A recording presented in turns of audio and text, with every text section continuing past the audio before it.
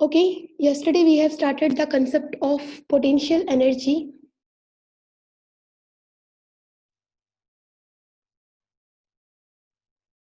And I know you have gone through the yesterday's video and you have understood the concept of potential energy. Ki potential energy is the energy possessed by the object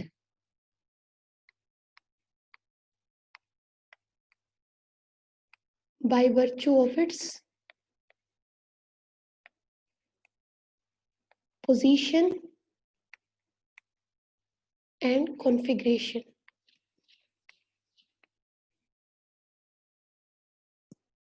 position और configuration की वजह से जो energy है किसी object के पास that is said to be potential energy. अब कल ये भी बताया था कि potential energy is of two types. ठीक है, हम तो सिर्फ पोटेंशियल एनर्जी ही पढ़ते हैं, लेकिन अगर डीपली देखें तो potential energy is of two types, gravitational potential energy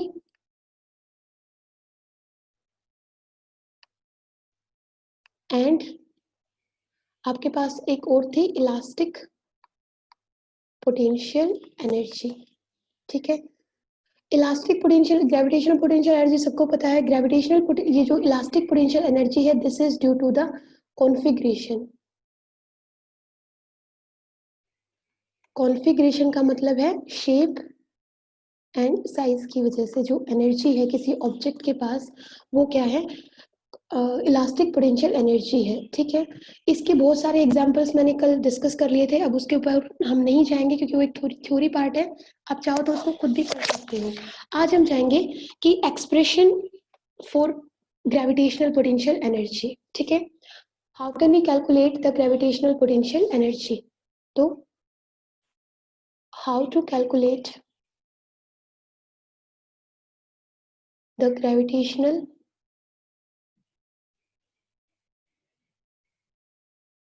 writing सबको समझ आ रही है ना बेटा? How to calculate gravitational potential energy. हमें ग्रेविटेशनल पोटेंशियल एनर्जी कैलकुलेट करनी है, तो उसके लिए हम क्या करेंगे। देखो बेटा, मैंने आपको बताया था कि पोटेंशियल एनर्जी का सबसे जो मेन आपके पास कंसेप्ट है वो ये है कि जब भी आप किसी ऑब्जेक्ट के ऊपर वर्क डन कर रहे हो, सपोज आप उसके ऊपर सॉरी, आप उसके ऊपर फोर्स लगा रहे हो, and by the application of this force this object starts moving and there is some displacement in the object. This object has shifted from position A to B and there is some distance between the two positions, that means यहाँ पे displacement भी हुई है। in that case ये object अगर इस work done को, that means force है displacement है, फोर्स और डिस्प्लेसमेंट का product is known as work done. तो आपने इस ऑब्जेक्ट के ऊपर वर्क डन किया and this work done is stored by the object in the form of potential energy. ये याद रखिए कि जब भी आप किसी ऑब्जेक्ट के ऊपर वर्क डन कर रहे हो, वर्क डन करने का मतलब आप उसके ऊपर फोर्स अप्लाई कर रहे हो और फोर्स के एप्लीकेशन से उस ऑब्जेक्ट के अंदर there is some displacement and the direction of force and displacement are same in the same direction, दोनों का जो डायरेक्शन है वो भी सेम है। In that case you are applying work and that work is stored by that object in the form of potential energy and इसी को हम अभी बात करते हैं, उसी से रिलेटेड है आपके पास ग्रेविटेशनल पोटेंशियल एनर्जी। लेकिन हम यहाँ पे क्या बात करेंगे कि सपोज आपके पास कोई ऑब्जेक्ट है। ठीक है, this is an object whose mass is m। ठीक है, m is the mass of a body. हम करना क्या चाहते हैं, यहाँ पे आपके पास ये अर्थ की सरफेस है, अर्थ की सरफेस से आप इस ऑब्जेक्ट को कुछ हाइट ऊपर, सपोज h हाइट से आप क्या करना चाहते हो, इसको रेज करना चाहते हो about the surface of earth. ठीक है, suppose this is earth surface, ये आपके पास ऑब्जेक्ट है and mass of this object और बॉडी इज m। ठीक है, आपने क्या किया, इसके ऊपर फोर्स लगाया और फोर्स लगा के आपने क्या किया, इसको अर्थ की सरफेस से रेस करना शुरू किया और कहाँ तक ले गए आप, इस पोजीशन तक ले गए हो। देखो इसका मास थोड़ा सा आपको लगेगा कि चेंज हुआ है, तो ये बॉडी यहाँ से यहाँ शिफ्ट कर गई।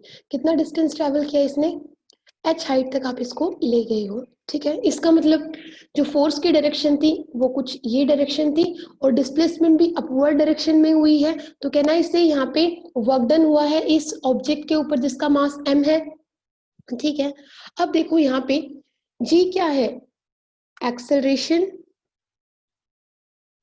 ड्यू टू ग्रेविटी है, आप सबको पता है, on the surface of earth.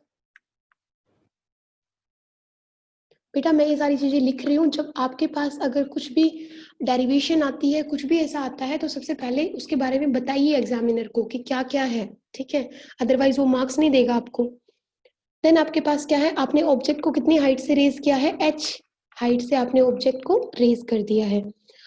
अब ये मान लेते हैं कि जो ये h हाइट है ये बहुत ज्यादा नहीं है, और यहाँ तक जब आप ऑब्जेक्ट को लेके गए हो तो एक्सेलरेशन ड्यू टू ग्रेविटी की वैल्यू भी आपकी क्या रही है, कांस्टेंट रही है, ठीक है। तो उस केस में जो आपने एक चीज देखो, इस ऑब्जेक्ट को जब आपने रेज किया है तो इसके ऊपर ग्रेविटी का इफेक्ट तो डाउनवर्ड डायरेक्शन में है, this is the effect of gravity on this object, क्योंकि इसका मास भी है और इसके ऊपर मास के ऊपर ग्रेविटी का फोर्स भी लग रहा है। तो ये तो फोर्स हो गया जो इसके ऊपर ग्रेविटी लगा रही है, ठीक है। अब आपने जो इसके ऊपर फोर्स अप्लाई किया है वो अपवर्ड डायरेक्शन में किया है, तो आप किसके अगेंस्ट वर्क कर रहे हो, आप ग्रेविटी के अगेंस्ट वर्क कर रहे हो। तो एफ यहाँ पे क्या है, फोर्स अप्लाइड है, ठीक है, जो आप इसके ऊपर अप्लाई कर रहे हो in order to overcome from the force of gravity. Force of gravity से ओवरकम करने के लिए आपने यहाँ पे क्या लगाया है, फोर्स लगाया, नहीं तो ये ऑब्जेक्ट अपने आप ही चला जाता, नहीं जा सकता, क्यों, क्योंकि इसके ऊपर ग्रेविटी का फोर्स लग रहा है। तो आपको भी इसके ऊपर एक फोर्स अप्लाई करना पड़ेगा सो दैट वो जो ग्रेविटी का फोर्स है उसके इफेक्ट को आप नेग्लिफाई कर पाओ। तो this is the force in upward direction. अब बेटा ये जो फोर्स आपने लगाया है अपवर्ड डायरेक्शन में, इसका मैग्नीट्यूड क्या होगा, कितना होगा ये फोर्स होगा किसके इक्वल, mg के इक्वल, जितना इस बॉडी का वेट है उसके बराबर तो आपको फोर्स लगाना पड़ेगा। तो अगर इस बॉडी का वेट कितना है m, सॉरी मास अगर m है और उसके ऊपर g अगर ग्रेविटी का इफेक्ट है, ठीक है, तो इस mg के ही इक्वल आपको अपवर्ड डायरेक्शन में क्या लगाना पड़ेगा, फोर्स लगाना पड़ेगा। तो F is the applied force on the object which is applied in the upward direction in order to overcome from the force of gravity, और उसका मैग्नीट्यूड क्या होगा, mg उसका मैग्नीट्यूड होगा, ठीक है। अब एक चीज देखो, आपको पता है फोर्स भी उसी डायरेक्शन में है और डिस्प्लेसमेंट भी सेम डायरेक्शन में है, तो हम यहाँ से क्या निकाल सकते हैं, हम यहाँ से work done on the object निकाल सकते हैं, and that is equal to force into displacement. ये क्लियर है, फोर्स तो आप लोगों ने निकाल ही लिया है, कितना है m इंटू जी, और डिस्प्लेसमेंट कितनी है बेटा यहाँ पे h। तो ये वर्क डन आपने किया किसके ऊपर, इस बॉडी के ऊपर, जिसमें आप इसको h हाइट से ऊपर लेके गए by the application of force. अब हम क्या करेंगे बेटा, यहाँ पे हम आपने फोर्स लगाया है और ऑब्जेक्ट की डायरेक्शन ऊपर की तरफ है, तो अपवर्ड डायरेक्शन को हम क्या कर लेते हैं, पॉजिटिव ले लेते हैं, ठीक है। अपवर्ड डायरेक्शन जो ऑब्जेक्ट का जो मूवमेंट है अपवर्ड की तरफ, उसको हम क्या ले लेते हैं, पॉजिटिव। तो यहाँ से जो वर्क डन आया है बाय द अप्लाइड फोर्स वो कैसा आया होगा, प्लस mgh। ये भी सबको क्लियर है। लेकिन इतना ही फोर्स, या फिर ये बोलो कि जो वर्क डन है, ये तो फोर्स, ये तो वर्क डन किसने किया है, अप्लाइड फोर्स ने किया है, ठीक है। लेकिन इस ऑब्जेक्ट के ऊपर एक वर्क डन कौन कर रहा है, ग्रेविटेशनल फोर्स भी कर रहा है, ठीक है। Work done by the gravitational force वो कौन से डायरेक्शन में है, डाउनवर्ड डायरेक्शन में है। तो अगर अपवर्ड डायरेक्शन को आपने पॉजिटिव लिया है तो डाउनवर्ड डायरेक्शन को क्या लेना पड़ेगा, नेगेटिव, और उसका मैग्नीट्यूड भी क्या आएगा, mgh। ये सबको क्लियर है कि अप्लाइड फोर्स प्लस क्यू आया है, किसी भी एक डायरेक्शन को आप पॉजिटिव ले लो, चाहे डाउनवर्ड डायरेक्शन को पॉजिटिव ले लोगे तो अप्लाइड कैसा हो जाएगा, नेगेटिव। पर क्योंकि हम अप्लाइड फोर्स जो है वो एक मतलब आप किसी एम से कर रहे हो, इसलिए उस डायरेक्शन को हम क्या ले लेते हैं, पॉजिटिव, और ग्रेविटेशनल फोर्स जो कि डाउनवर्ड डायरेक्शन में है उसको हम क्या रखेंगे, नेगेटिव। ये क्लियर है बेटा, आगे चले, किसी को कोई डाउट यहाँ पे। अब एक चीज याद रखना, क्लियर है, अमन, कनिका, साक्षी, हिमांशी, अनु, अब तो थोड़े थोड़े नाम भी याद होने लगे हैं। ओके बेटा, अब देखो ये जो वर्क डन था, हाउ मच वो द वर्क डन, mgh, यही वर्क डन था, किसका वर्क डन था, ये अप्लाइड फोर्स का, ठीक है। इस वर्क डन को ये बॉडी जिसको आपने डिस्प्लेस किया है through h height in upward direction, ये अपने अंदर स्टोर कर लेगी किस फॉर्म में, पोटेंशियल एनर्जी की फॉर्म में। ठीक है, अब देखो जो आपकी जो ग्रेविटेशनल पोटेंशियल एनर्जी है इसको स्टोर करेगी किस फॉर्म में, पोटेंशियल एनर्जी की फॉर्म में, और इस एनर्जी को ही हम कहेंगे क्या, ग्रेविटेशनल पोटेंशियल एनर्जी। ठीक है, कि जहां पे ग्रेविटी का भी रोल हो और जब आप किसी ऑब्जेक्ट पे वर्क डन भी कर रहे हो तो वहां पे जो एनर्जी स्टोर होती है ऑब्जेक्ट की, जो पोटेंशियल एनर्जी ऑब्जेक्ट अपने अंदर स्टोर करता है उसी को हम कहते हैं ग्रेविटेशनल पोटेंशियल एनर्जी। लेकिन आप देखोगे जब आप किसी ऑब्जेक्ट का शेप या साइज चेंज करोगे और वहां पे जो वर्क डन होगा और उस वर्क डन को पोटेंशियल एनर्जी की फॉर्म में जब स्टोर करेगा तो उसको हम कहेंगे इलास्टिक पोटेंशियल एनर्जी, क्योंकि यहाँ पे कहीं पे भी ग्रेविटी की बात नहीं हो रही है लेकिन यहाँ पे ग्रेविटी की बात हुई है, क्योंकि आपने जो वर्क डन किया है इस ऑब्जेक्ट के ऊपर that was against the force of gravity. ठीक है, इसलिए जो वर्क डन है उसको हम क्या कहेंगे कि आपने जो ग्रेविटी के अगेंस्ट में ऑब्जेक्ट को ऊपर की तरफ ले जाने के लिए जो वर्क डन किया है उस वर्क डन को ऑब्जेक्ट ने अपने अंदर स्टोर किया है इन the form of potential energy. But potential energy का कौन सा पार्ट, ग्रेविटेशनल पोटेंशियल एनर्जी। यहाँ तक क्लियर है बेटा? अगर कोई डाउट है तो बोले, किसी को भी किसी तरीके का कोई भी डाउट हो he or she can ask me। चले आगे। अब देखो बेटा जो ये ग्रेविटेशनल पोटेंशियल एनर्जी है, ग्रेविटेशनल पोटेंशियल एनर्जी है, ये एक फंक्शन है, it is a function of height. ठीक है, ये हाइट का फंक्शन है। जैसे हमने कल देखा था ना, जो वेरिएबल फोर्स था वो एक फंक्शन था किसका, पोजीशन का, डिस्प्लेसमेंट का, तो उसको ऐसे लिखा था।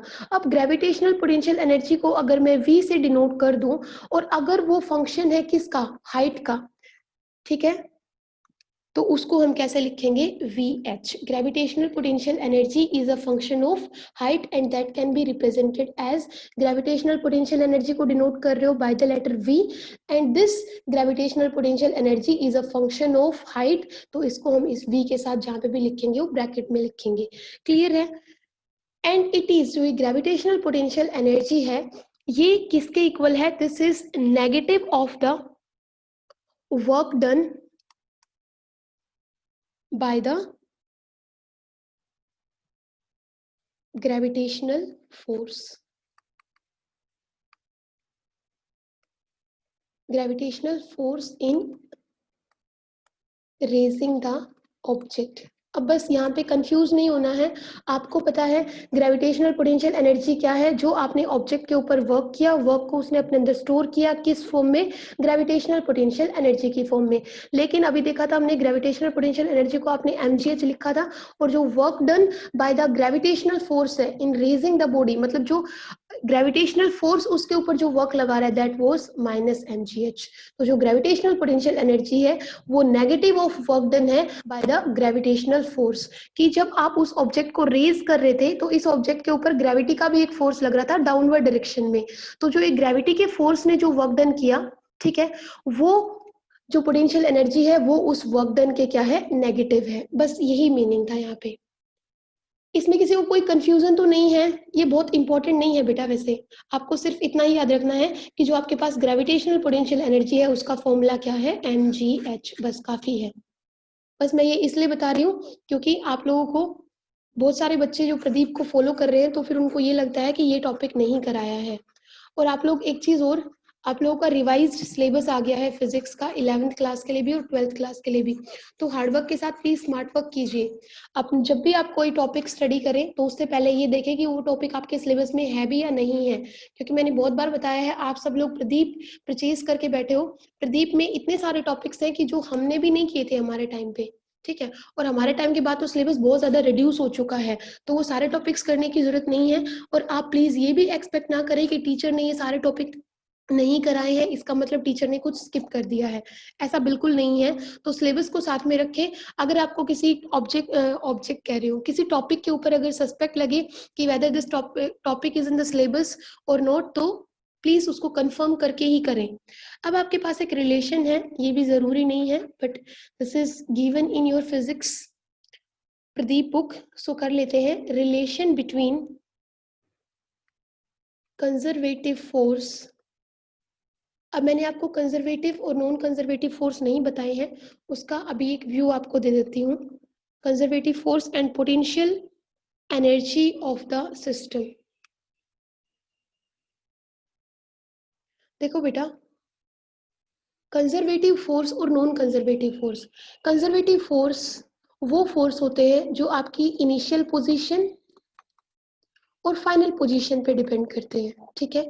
उस इनिशियल पोजीशन से फाइनल पोजीशन पे आप कैसे पहुंचे, ये पाथ आपने फॉलो किया, ये पाथ आपने फॉलो किया, ये पाथ आपने फॉलो किया, उसके ऊपर डिपेंड नहीं करेंगे। तो conservative forces are those forces which depends only on the initial position and final position. उनका क्या मीन, वो किससे मैटर रखते हैं कि इनिशियल पोजीशन से हमें ये फाइनल पोजीशन पे पहुंचना है, चाहे हम कौन सा भी पाथ हम फॉलो करें, ठीक है। जैसे हम एक ही ऑब्जेक्ट है आपका और इसको इस हाइट तक लेके जाना है, दिस इज इनिशियल पोजीशन, ये फाइनल पोजीशन, तो आप इसको डायरेक्ट ले गए, ठीक है।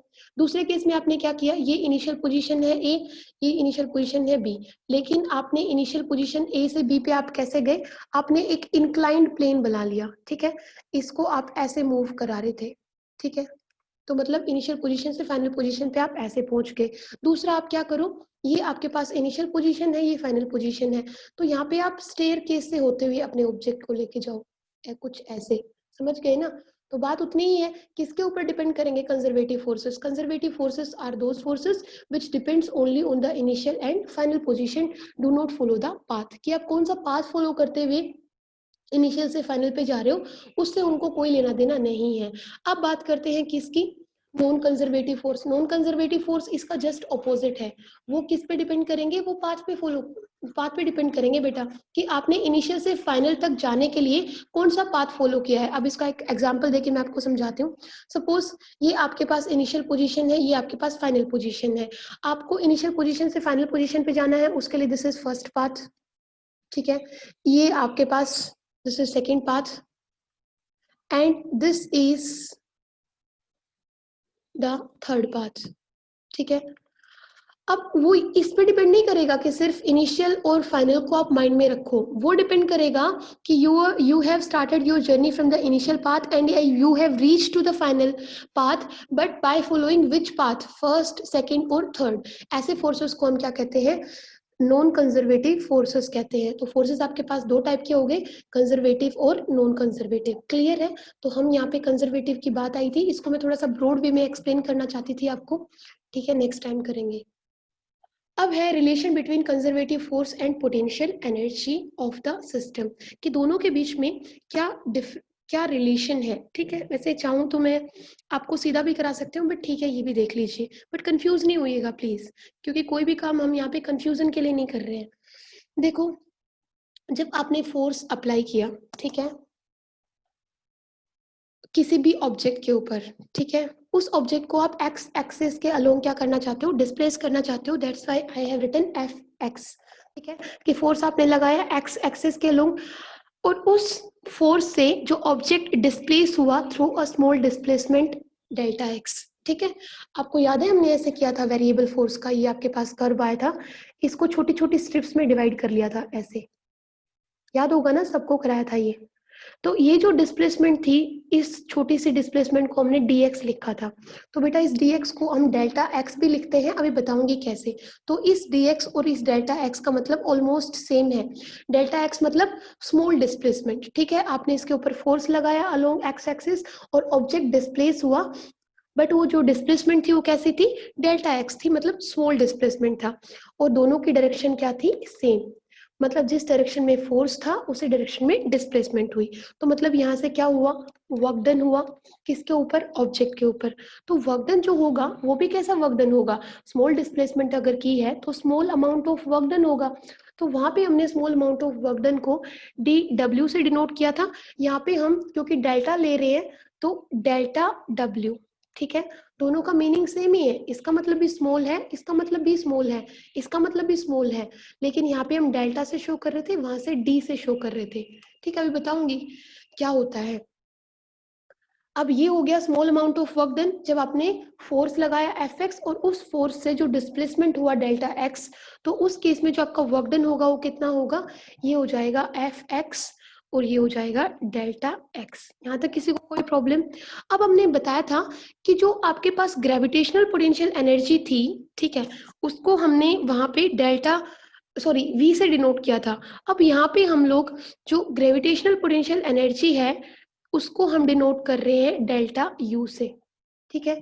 वो जो ग्रेविटेशनल पोटेंशियल एनर्जी है, ये भी देखो स्मॉल ग्रेविटेशनल पोटेंशियल एनर्जी है क्योंकि इसके आगे भी डेल्टा लगा हुआ है। ये किसके इक्वल होगी?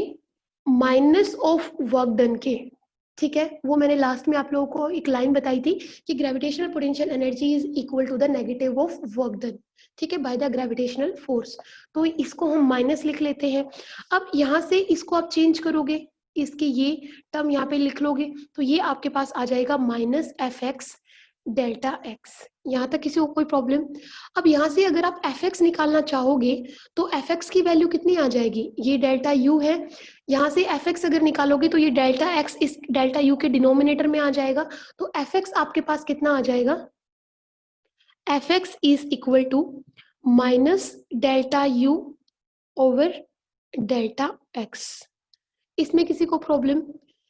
ये आपके पास एफ एक्स है, ठीक है। अब हम क्या करेंगे कि जब हमने लिखा था ना, याद होगा, व्हेन dx, जो ये स्मॉल डिस्प्लेसमेंट थी, बहुत स्मॉल डिस्प्लेसमेंट थी, इतनी स्मॉल की ऑलमोस्ट अप्रोचिंग टू जीरो, उस केस में क्या होगा? अब हम यहाँ से क्या लिखेंगे?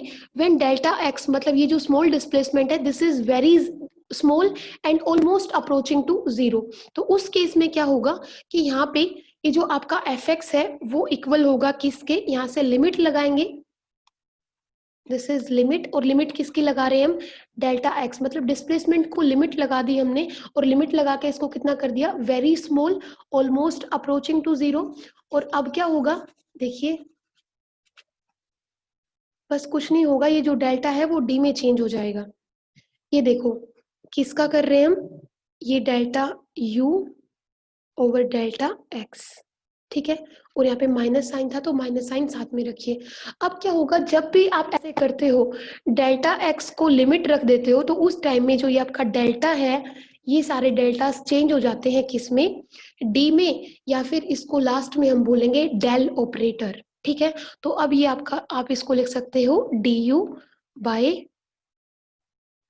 डी एक्स, इसको बोलते हैं del, del you over del X, इसको बोलते हैं डेल, ठीक है। तो ये चेंज हो गया डेल्टा, दोनों डेल्टा चेंज हो गए किसमें? डेल ऑपरेटर में।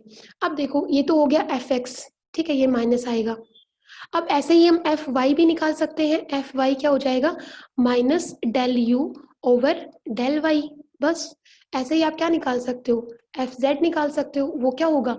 Minus del you over del Z, ठीक है। अब देखो आपने क्या किया है, कंपोनेंट्स लिख लिए हैं, एक्स एक्सिस के अलोंग, वाई एक्सिस के अलोंग और जेड एक्सिस के अलोंग। तो अब आप यहाँ से क्या लिखोगे?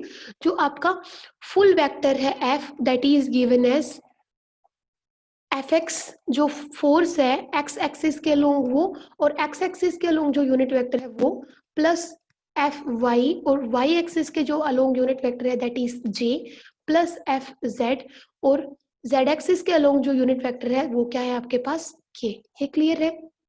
तो अब क्या करोगे? आई को एज इट इज रखो, एफ एक्स की वैल्यू यहाँ पे रख दो, एफ एक्स की वैल्यू ये है, तो आपके पास एफ क्या आ गया है?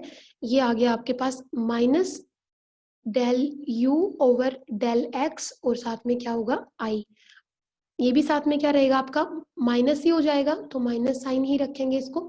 Del you over del y, और ये रहा j, minus del you over del z, और ये रहा के। इसमें किसी को कोई प्रॉब्लम यहाँ तक?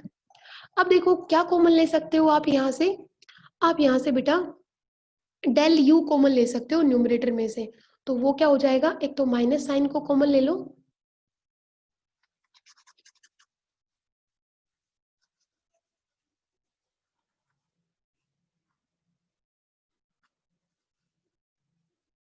बेटा किसी को कोई डाउट नहीं आ रहा? ऑनलाइन क्लास है ही इसलिए कि कोई डाउट हो तो क्लियर करें। एफ इज इक्वल टू क्या करेंगे? माइनस डेल यू कॉमन ले सकते हैं यहाँ से, आपके पास क्या होगा? यू कॉमन लोगे, ठीक है। तो आपके पास क्या आ जाएगा? Del by del X, this is I, del by del y, this is j, plus del by del z, and this is के। क्लियर है? हमने सिर्फ u को बाहर लिया है और बाकी सारी चीजें अंदर है। अब हम क्या लिखेंगे, जो फोर्स है दैट इज गिवन एज, ये तो आपके पास u ही रहेगा, माइनस u रहा, और ये आपके पास इस सब को क्या लिख दोगे, डेल। ठीक है, डेल्टा अगेन, तो ये आपके पास आ गया डेल्टा, और ये आपके पास आ गया u। Sorry, this is opposite, del और u। अब इसको बोलते हैं, जो आपका ये जो सारा आपने अंदर लिखा था, इसको बोलते हैं डेल ऑपरेटर। ठीक है, डेल ऑपरेटर। और इसको आपने क्या किया, सारे को रिप्लेस कर दिया है, जो आपका डेल्टा सिंबल, देखो डेल्टा आपके पास ऐसे होता है, ऑपोजिट डेल्टा, इसको अपसाइड डाउन कर दिया है, इस सारे को लिखा है, डेल ऑपरेटर को आपने ऐसे लिख दिया है, एंड दिस इज यू। ठीक है, तो आपके पास फोर्स, कंजर्वेटिव फोर्स और पोटेंशियल एनर्जी, यू क्या है यहाँ पे आपके पास, पोटेंशियल एनर्जी, तो उन दोनों के बीच में एक रिलेशन आ गया है ये।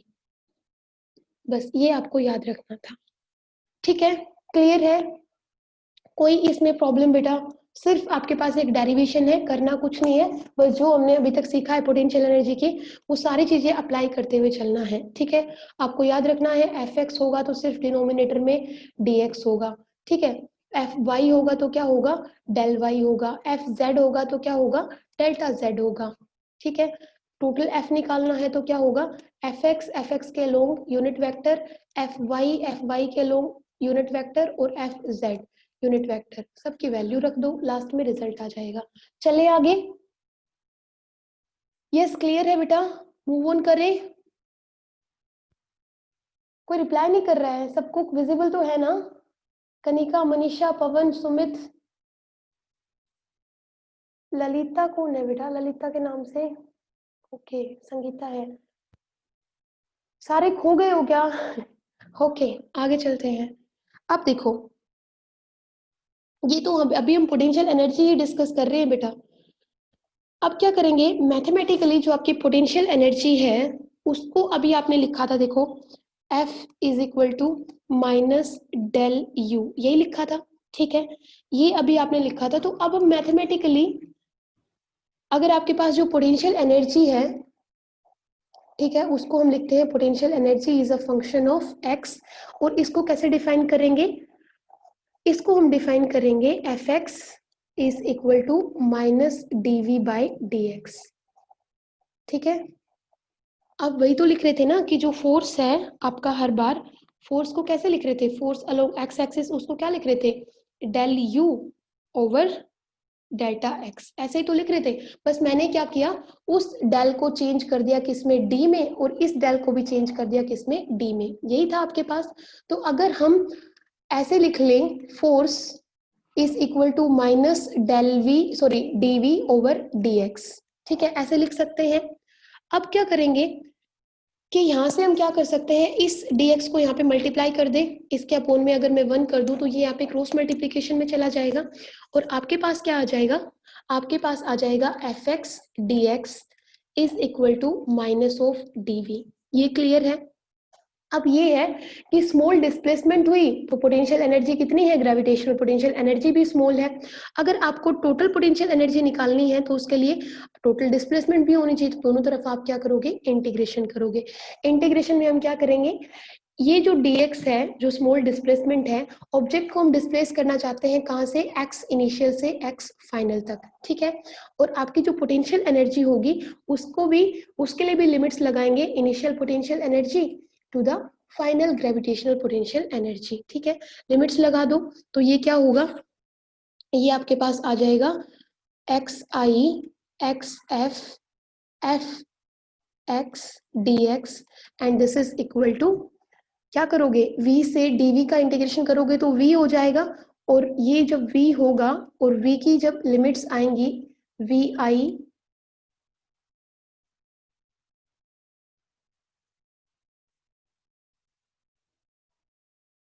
vf, this is v initial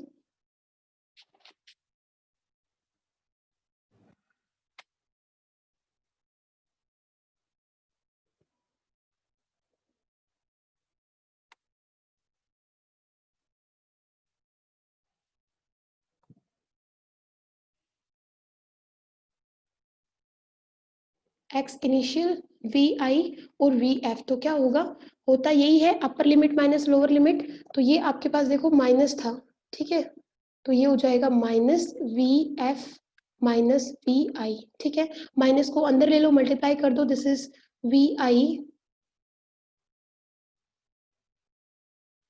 क्या रहा है ये, इसको मैं यहाँ पे लिख रही हूँ बेटा, माइनस था बाहर, तो हमने क्या किया, वी एफ माइनस वी आई था, माइनस को अंदर मल्टीप्लाई करेंगे तो ये हो जाएगा आपके पास v i minus v f, ठीक है, और ये किसके इक्वल था, integration of x i to x f, और ये आपके पास रहा एफ एक्स डी एक्स, ठीक है। दैट मीन्स जो वर्क डन था बाय ए कंजर्वेटिव फोर्स, लाइक आपके पास ग्रेविटी का फोर्स कैसा है, एक कंजर्वेटिव फोर्स है, जिसमें आपने बॉडी को कहाँ से कहाँ, इनिशियल पोजीशन से, ये अगर इसकी इनिशियल पोजीशन है तो इनिशियल पोजीशन से आप फाइनल पोजीशन पे लेके गए, तो एक्स आई से एक्स एफ पे आप लेके गए, ठीक है, तो वो किसके इक्वल होगी, वो इक्वल होगी difference in the potential energy, initial potential energy and final potential energy के इक्वल। इसमें कोई प्रॉब्लम है, ये जरूरी नहीं है आप करो, आपकी बुक में था इसे बता दिया था। चले आगे, कोई प्रॉब्लम बेटा यहाँ तक, जब बुक में देखोगे तो सब आपके सामने है, पता चल जाएगा। अब देखो बेटा, पोटेंशियल एनर्जी का कंसेप्ट आपके लिए 11th में थोड़ा सा लेंदी है, वो इसलिए क्योंकि आप लोगों ने 11th में पोटेंशियल, 9th में पोटेंशियल एनर्जी, काइनेटिक एनर्जी ये सब स्टडी किया हुआ है। अब हम क्या करेंगे, जब आप इस ऑब्जेक्ट को यहाँ से उठा के H at a height H लेके गए, इन दैट केस क्या है कि आपने ऑब्जेक्ट के ऊपर वर्क डन किया, ठीक है, और उस वर्क डन को ऑब्जेक्ट ने अपने अंदर स्टोर कर लिया है, किस फॉर्म में, ग्रेविटेशनल पोटेंशियल एनर्जी की फॉर्म में, ठीक है। लेकिन जब आप इस ऑब्जेक्ट को यहाँ से मान लो रिलीज कर दिया आपने, ठीक है, और रिलीज कर दिया है तो ये वापस भी आएगा, तो यहाँ पे जब ये ऑब्जेक्ट था, ये इस पोजीशन पे रखा हुआ था, तो इसके पास कौन सी एनर्जी थी, ग्रेविटेशनल पोटेंशियल एनर्जी।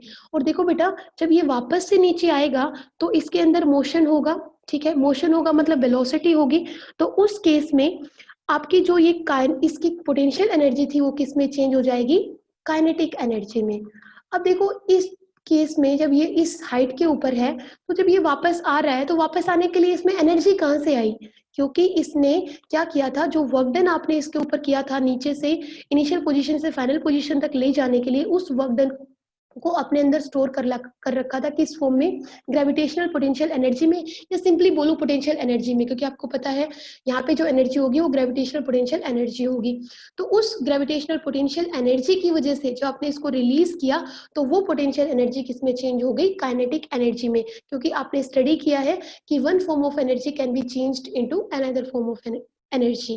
तो जब आपने इसको फोल्ड करा है, तो फोल्ड जब ये कर रहा है, नीचे की तरफ आ रहा है, तो उसके पास एनर्जी कहाँ से आई, इसने एनर्जी को अपने अंदर स्टोर कर रखा था पोटेंशियल एनर्जी में, और पोटेंशियल एनर्जी की वजह से ही वही पोटेंशियल एनर्जी किसमें चेंज हो गई है, काइनेटिक एनर्जी में, क्योंकि जब ये मूव कर रहा है तो इसके अंदर मोशन है मतलब इसके अंदर क्या है, वेलोसिटी है। तो हम ये बोल सकते हैं कि जब ये ऑब्जेक्ट हाइट पे था, ठीक है, तो इसके पास पोटेंशियल एनर्जी थी, और उस पोटेंशियल एनर्जी को ही चेंज कर दिया आपने यहाँ पे, या फिर ये जब नीचे आ रहा है तो वही पोटेंशियल एनर्जी कन्वर्ट हो गई है किसके अंदर, काइनेटिक एनर्जी के अंदर, ठीक है। तो पोटेंशियल एनर्जी अभी आपने निकाला कि क्या होगी, अभी हमने निकाला था mgh, और वही पोटेंशियल एनर्जी कन्वर्ट हुई है किसमें, काइनेटिक एनर्जी में, और काइनेटिक एनर्जी का फॉर्मूला इज हाफ mv², ठीक है। तो ये आपके पास हो गया।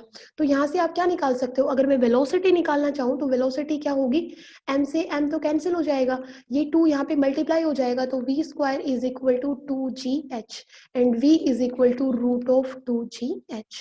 आई होप ये सबको क्लियर है कि आपके पास जिस वेलोसिटी से वो डाउनवर्ड डायरेक्शन में आया, तो दैट वेलोसिटी का जो मैग्नीट्यूड है that is given by root of 2gh। ये था बेटा आपके पास पोटेंशियल एनर्जी के बारे में। काफी है इतना, कर लोगे? इतना कराने के बाद अगर आपके पास 5 नंबर में पूछा तो बहुत कुछ लिख सकते हो। Any doubt? आगे चले। अब पोटेंशियल एनर्जी के बारे में हम कुछ फैक्ट्स स्टडी करेंगे। अगर आपके पास पूछा जाए कि डिस्क्राइब द पोटेंशियल एनर्जी, ठीक है, अपने वर्ड्स में डिस्क्राइब करो without taking the help from derivation. अगर आपको डेरिवेशन ना करने के लिए दिया जाए और पोटेंशियल एनर्जी के बारे में आपसे पूछा जाए थ्योरेटिकली, तो आप कितना लिख सकते हो? वैसे तो बहुत कुछ लिख सकते हो, बहुत कुछ बता दिया है आपको।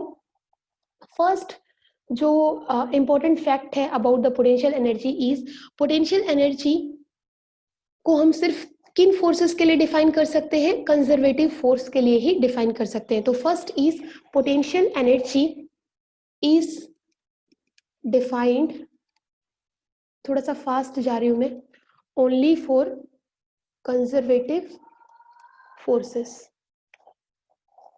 ठीक है, कि सिर्फ आप क्या कर सकते हो, कंजर्वेटिव फोर्सेस जहां पे होंगे, तो क्योंकि फोर्स लगाने से ही क्या होगा, वर्क डन होगा, और वर्क डन होगा, उसी वर्क डन को ऑब्जेक्ट अपने अंदर स्टोर करेगा, किस फॉर्म में? पोटेंशियल एनर्जी की फॉर्म में। तो पोटेंशियल एनर्जी को हम सिर्फ उन्हीं फोर्सेस के लिए डिफाइन करते हैं जो फोर्सेस कैसे होते हैं, कंजर्वेटिव फोर्स होते हैं। ठीक है, तो ये मतलब अगर जो नॉन कंजर्वेटिव फोर्स होगा तो उसके लिए पोटेंशियल एनर्जी एग्जिस्ट करेगी क्या? Potential energy does not exist for the non conservative forces. तो ये एक फैक्ट है, वो याद रखना।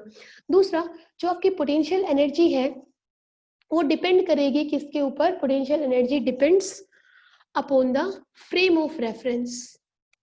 अब फ्रेम ऑफ रेफरेंस के बारे में मैंने बहुत बताया है आपको, सेकेंड यूनिट में फ्रेम ऑफ रेफरेंस के बहुत एग्जाम्पल दिए हैं कि फ्रेम ऑफ रेफरेंस क्या है। ये जो पेपर, ये जो बोर्ड है, इस पे मैं लिख रही हूँ, तो ये आपके पास एक फ्रेम ऑफ रेफरेंस है। आप नोटबुक में लिख रहे हो, वो आपके पास एक फ्रेम ऑफ रेफरेंस है। ठीक है, अर्थ की सरफेस से एक हाइट पे लेके जा रहे हो, तो ये एक फ्रेम ऑफ रेफरेंस है। ठीक है, तो पोटेंशियल एनर्जी किसके ऊपर डिपेंड करेगी? फ्रेम ऑफ रेफरेंस के ऊपर डिपेंड करेगी।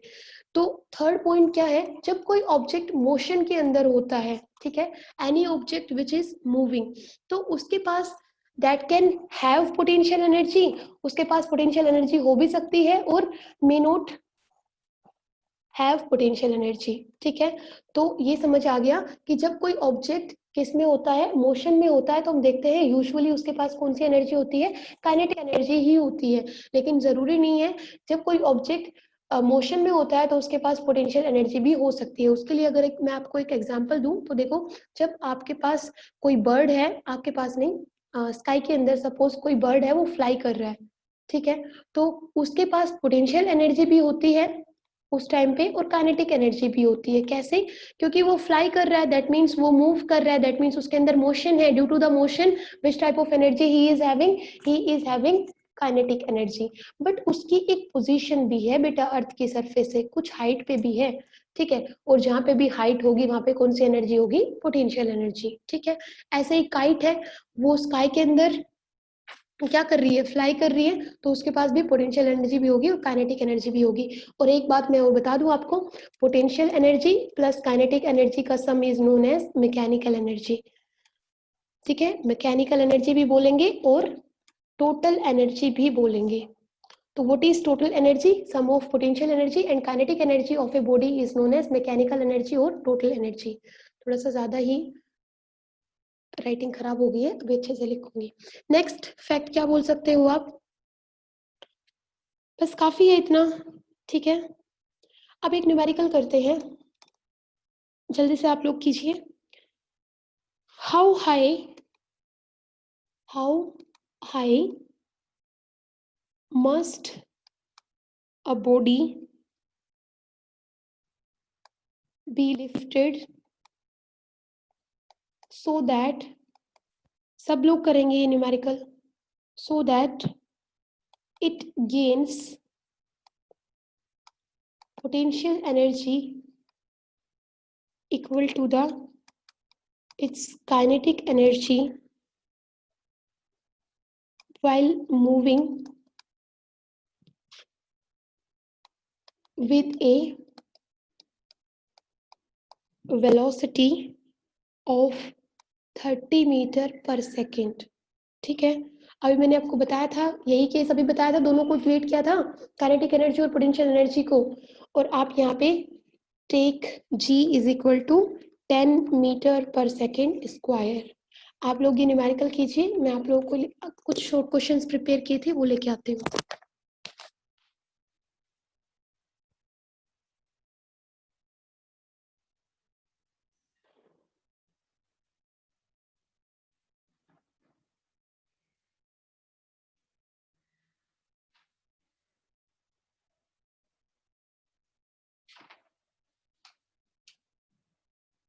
आंसर्स आए? मनीषा ने आंसर निकाल दिया है 45 meters. Good Manisha, your answer is correct. Sakshi, more, good. Riyaz ने आंसर दे दिया है 45. जब तक सारे नहीं निकालोगे आगे नहीं चलूंगी. सारे सबके आंसर आए. रियाज ने, ललिता ने आंसर निकाल दिया है. मुस्कान ने भी आंसर निकाल दिया है. वेरी गुड, सारे ही इंटेलिजेंट हो गए. क्या बात है, लाइव क्लास का इफेक्ट अच्छा हो रहा है ना.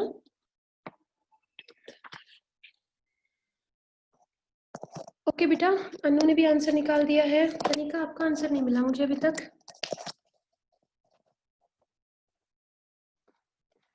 बेटा लाइव स्टडी करना ठीक लग रहा है या फिर ऐसे ही जबरदस्ती हाँ कर रहे हो? कनिका आंसर नहीं आया. पवन, आपका आंसर भी नहीं आया.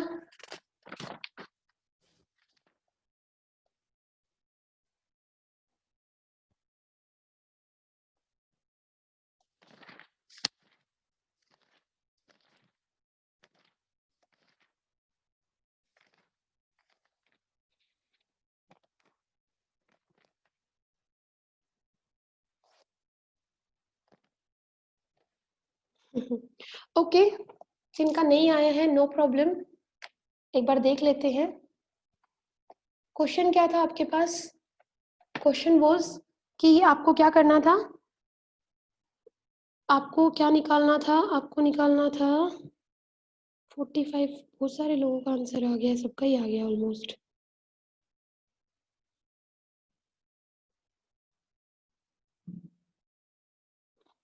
देखो, आपको निकालना था कि हाइट निकालनी थी कि object how much must a body be lifted. ठीक है, कितना बॉडी को लिफ्ट करें कि ऐसा कुछ हो जाए. तो उसके लिए हमें क्या करना पड़ेगा. आपके पास potential energy is equal to kinetic energy. ठीक है, potential energy mgh, kinetic energy half m v square. यहाँ से आपको हाइट निकालनी है, प्लीज बी रिमेंबर. एम से एम कैंसिल हो गया. अब यहाँ से देखो, वेलोसिटी आपको गिवन है, जी की वैल्यू आपको गिवन है, एच इजीली निकाल सकते हो. एच निकालोगे तो एच को you have to make subject of formula. G denominator में आ जाएगा and it will become half v square by g. यही आएगा. v की वैल्यू कितनी है 30, तो 30 मल्टीप्लाइड बाय 30. 2 इंटू जी की वैल्यू इज 10. 10 थ्री जा, this is 90. 90 by 2 is 45 degree नहीं सॉरी 45 मीटर्स. ठीक है, अब कुछ शॉर्ट क्वेश्चंस आप लोग नोट डाउन कीजिए जो आप लोगों के लिए हैं और अभी कीजिए. एक क्वेश्चन मैं आप लोगों को बोल रही हूँ. क्वेश्चन इज, लिख रही हूँ. फर्स्ट क्वेश्चन है, work is done only when option is applied force is strong. वैसे मैं आप लोगों को एक क्वेश्चन दे दूंगी. applied force is strong. second, applied force generates motion. applied force generates motion. third is applied force is normal to the displacement. that means force is normal to the displacement. clear है ना ये? second, third is force is applied. Force is applied. Which one is the correct answer? Correct answer बताएगा कोई?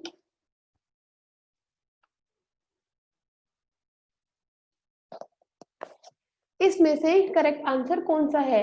You know the concept कि work done कब होता है? जब आप फोर्स लगाते हो, डिस्प्लेसमेंट होती है, दोनों की डायरेक्शन सेम होती है.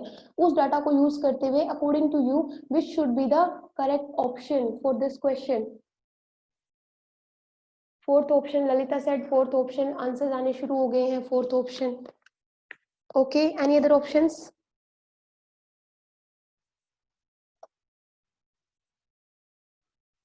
पवन said fourth option. Ritesh second.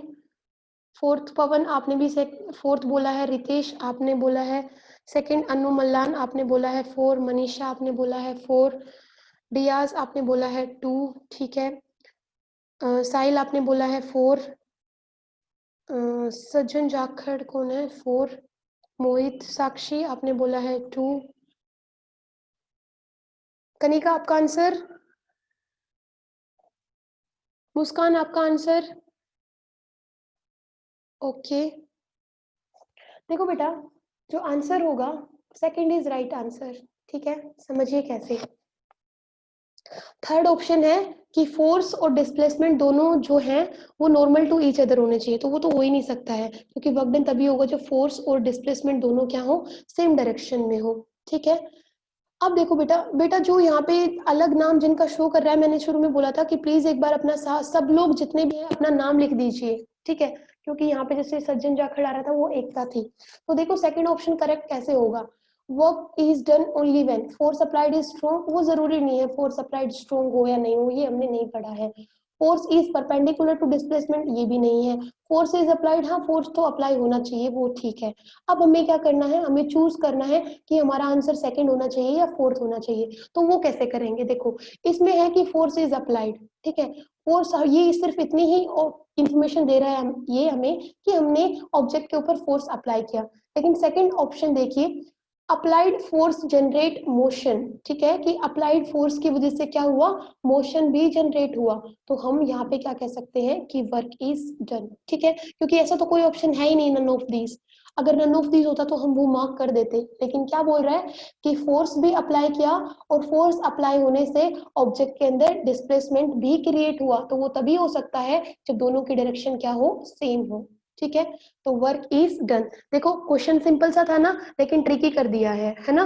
तो इसी तरह क्वेश्चन कुछ मैं आप लोगों को सेंड कर दूंगी, आप लोग सीरियस हो जाइए थोड़े, ठीक है। अभी मैं थोड़ा सा बच्चों का ये मतलब देखना शुरू करूंगी कि हाँ ज्यादा इंटरेस्टेड कौन है, ठीक है। फिर उसके बाद इवनिंग में या हो सकता है आफ्टरनून में क्लासेस एक्स्ट्रा लेना शुरू करें, तो कुछ न्यूमेरिकल्स दूंगी, कुछ आप लोगों के पास शॉर्ट क्वेश्चंस होंगे, शॉर्ट क्वेश्चंस जितने करोगे उतने अच्छा है, क्योंकि